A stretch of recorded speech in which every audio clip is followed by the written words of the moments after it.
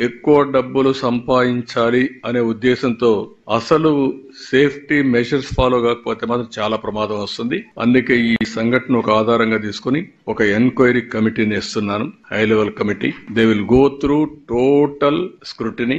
ఈ ఇండస్ట్రీలో ఏమేం జరిగింది, ఏమేమి ల్యాప్సెస్ ఉన్నాయి. ఈ రోజు నేను చూశాను ఇండస్ట్రీలో ఉండే అవకతవకలు కూడా, వాళ్ళకుండే ఇబ్బందులు కూడా.